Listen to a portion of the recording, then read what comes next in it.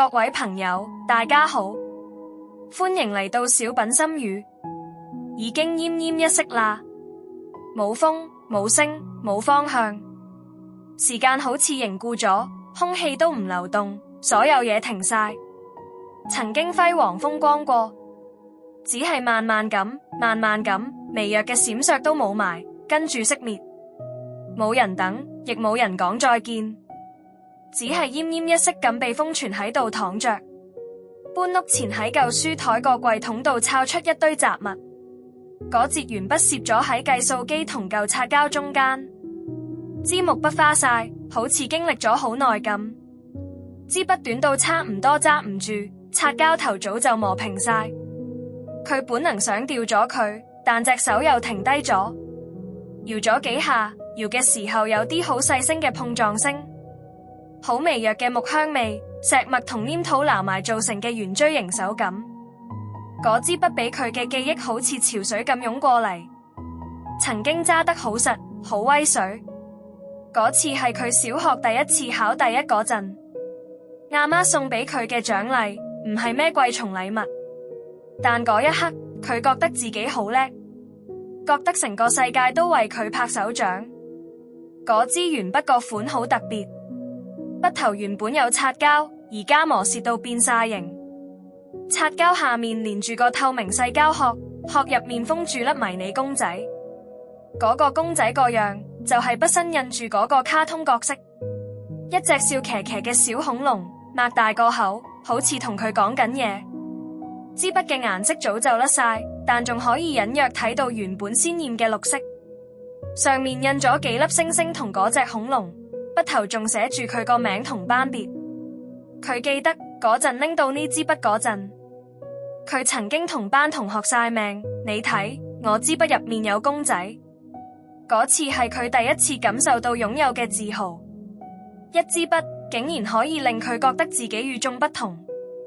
佢用嗰支筆寫咗第一篇作文，題目係我的夢想。佢寫佢想做太空人，嗰陣大多數人嘅夢想都係做醫生、律師、警察、消防員、老師，想坐火箭飛去月球，帶埋隻小恐龍一齊去探險。筆尖喺紙上面跳舞，啲字寫到歪歪斜斜，但係每個字都寫到鬼火咁熱情同充滿幻想。老師喺作文度畫咗個紅圈，寫住好叻仔，有信心寫得好好。篇文章令人覺得已經着住太空衣去咗月球，激發佢繼續寫作嘅動力。佢將嗰張作文貼喺牆上面，嗰支筆俾佢放喺筆袋入面，好似戰士把劍咁，隨時準備再出戰。嗰句說話好似火咁燃燒入佢個心。佢從來冇諗過自己寫嘅嘢可以令人感覺好似去咗旅行，發緊夢咁。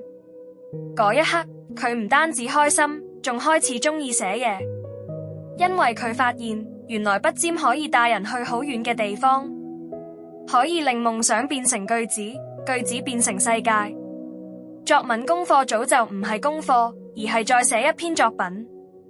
佢寫過一隻識講嘢嘅貓，一座收埋喺雲入面嘅城市，仲寫過一個細路仔同佢個機械人一齊拯救世界。嗰支筆成為咗佢最老友嘅拍檔，筆尖喺紙面劃過嘅聲令佢更加中意寫字。隨住年級升高，作文題目變得嚴肅，唔再係我的夢想，而係社會現象、環保議題。佢開始用更複雜嘅詞語，更長嘅句子，但係心入面嗰團火仲係度燒緊。有次佢寫咗篇關於孤獨嘅文章，老師冇畫紅圈，而係喺文尾寫，你寫到令我沉默咗好耐。嗰句說話令佢明白，文字唔單止係冒險，仲可以係傾聽，係陪伴，係令人感同身受嘅力量。但係就喺佢升上中學嘅某一日，佢換咗新筆袋，揀咗更成熟嘅原心筆。嗰支鉛筆俾佢收埋咗喺櫃桶度，慢慢同其他雜嘢一齊封存，等嗰支筆長眠，變得越來越沉默，越來越模糊。中學嘅原心筆係自己揀嘅拍檔，黑色反光凍冰冰嘅筆身，剩低嘅童真仲喺筆頭貼住細細張恐龍貼紙。筆心順滑，效率高，唔再需要佢嘅老友鉛筆刨，而係要佢嘅核心筆芯。老師話考試要快，字要清楚，唔好嘥時間刨鉛筆。佢跟住做，作文變咗做任務，啲字句工整但空洞，唔再寫夢，學識迎合標準，只寫標準答案。佢忙住考試、補習、寫報告，寫作變咗做攞分嘅工具，而唔係心裏面嗰團火。啲字亦都變得越嚟越成熟、標準化。題目係咩，佢就狂轟濫炸，不停寫，不停撳筆芯，直到有一日筆芯都仲未用完，佢就同成盒筆芯一齊被收埋喺櫃桶，俾新嘅文具取代。上到高中，換咗批啱用嘅新拍檔，原子筆、多色筆、熒光筆，小恐龍唔見咗，支筆要挑戰嘅難度升咗級。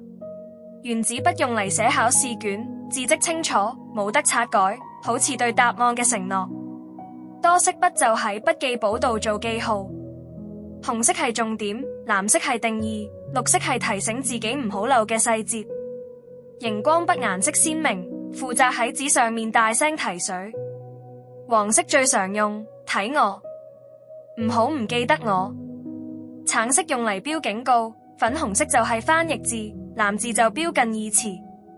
熒光筆冇原子筆咁正經，又冇多色筆咁精細，佢係文字情緒嘅擴音機，係喺密麻麻嘅字海入面畫出嘅求生通道。每一道熒光都係喺知識海度畫出嘅救命線，佢哋代表冷靜、高效、準確，係對付學業嘅武器。用唔同嘅筆應付唔同嘅任務，好似扮演緊一個角色。考試嗰陣係戰士，抄筆記嗰陣係工程師，寫報告嗰陣係設計師。讀大學嗰陣，筆開始變得罕有。上堂嗰陣，佢唔再打開筆記簿，而係開平板。手揸住嘅唔係鉛筆，亦都唔係原子筆，而係一支觸控筆，又長、冷靜、冇聲。紙上面寫唔到字，要喺觸控屏幕度先用到。唔單止可以寫字畫線，仲可以點擊。點擊冇聲刪字，仲可以喺啲字中間自由游走。喺屏幕上面畫線、寫字、做記號，樣樣都整齊、乾淨，隨時可以刪改。冇墨水痕跡，冇筆芯斷裂，只有滑動嘅手勢同閃爍嘅光點。佢開始用電腦打字、整報告、論文、簡報，個個字都執過、排過版、格式化，好似要俾個世界睇到佢有幾準確、幾專業。只係多咗個必須嘅拍檔，有度數嘅防藍光眼鏡。支筆變咗做觸控筆，冇咗筆尖摩擦聲，冇咗紙張質感。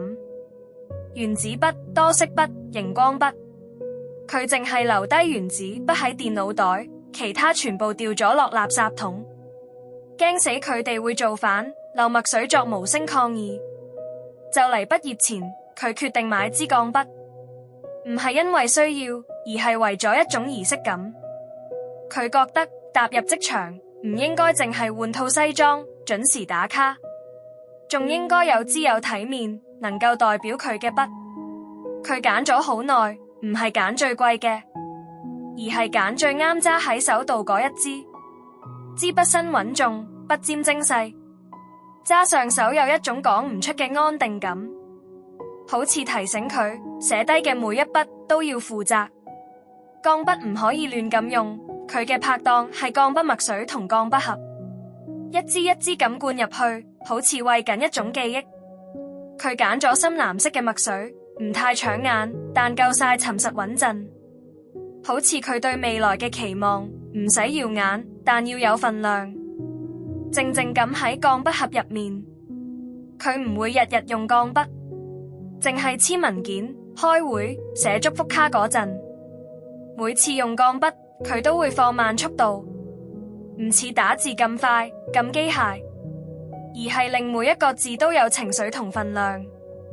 墨水喺紙上流動，墨水嘅味道好似佢心裏面把聲，唔急唔亂，只係靜靜咁存在。嗰支不代表佢嘅專業同地位。就算而家佢係個用電腦打字寫作嘅作家。倒車，倒車嘅警告聲喺窗外刺耳咁響起，好似一隻粗暴嘅手用力扯住佢嘅思緒，將佢夾硬拉返嚟現實。而家佢揸住支筆，好似揸住一段被遺忘嘅童年。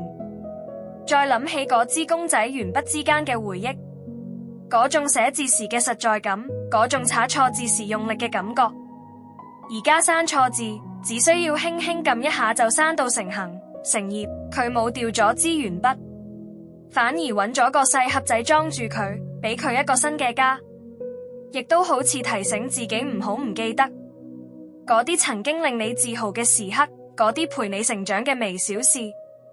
鉛筆，佢唔識分類，唔講效率，淨係寫啲冇人叫佢寫，但係最真實嘅句子，寫低啲好淺嘅字跡，就算被擦走，張紙都仲記得佢曾經嚟過。以前嘅回憶就係而家嘅經驗，亦都係將來。佢曾經被人遺忘咗喺角落頭，因為太重要，所以先至刻低咗個印。而家佢只係一件舊嘢，俾人堆埋、封塵同埋遺忘咗，等住有日俾人掉咗，連埋佢見證過嘅時光一齊冇埋。就算曾經輝煌過。今集分享到呢度，希望可以俾你啲啟發。鍾意就點個讚，分享出去，訂閱小品心語。你仲有冇 keep 住件擺咗好耐唔見光嘅紀念品啊？無人告別嘅永年，俾人遺忘嘅老友。留句言喺留言區講下你嘅諗法。多謝支持，下集見。